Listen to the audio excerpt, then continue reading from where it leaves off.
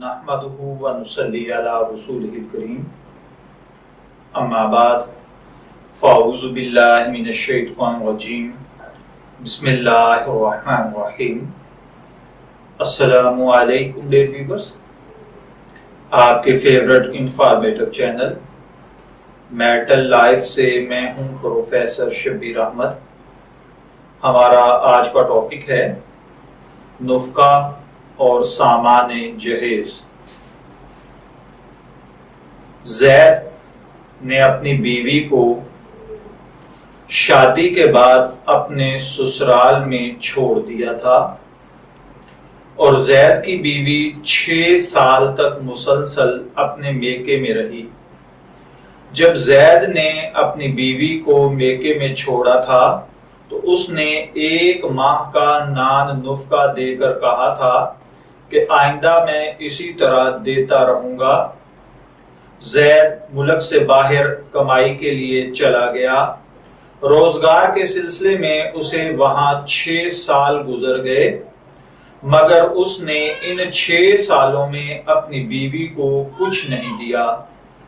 6 साल बाद जब वो वापस लौट कर आया तो किसी वजह से उसने अपनी बीवी को तलाक दे दी। अब उसकी बीवी अपना महर नान नुफ़्का जो कि वो मेके में रही है, इस मुद्दत का जो उसने पहले महीने दिया था, वो कहती है कि उसके बराबर 6 साल का नान नुफ़्का भी मुझे दिया जाए।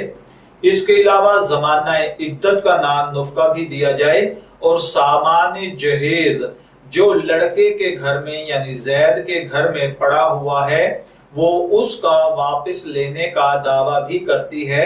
अब सवाल ये है कि क्या ज़ैद की बीवी इन तमाम चीजों की मुस्तहिक है या नहीं।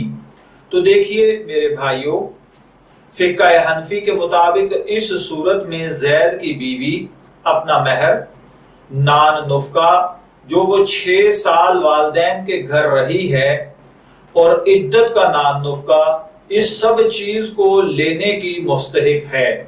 शोहर से वो इसका मुतालबा कर सकती है और जो सामान जहेज जो उसको वालिदैन से मिला है वो इसकी भी मालिक है, वो भी ले सकती है। मैं दुआ गो हूं कि अल्लाह ताला हमें इन बातों को समझकर इनके मुताबिक अमल करने की तौफीक अता फरमाए। इजाजत चाहेंगे, फिर मिलेंगे किसी नए टॉपिक के साथ। तब तक के लिए अल्लाह हाफिज।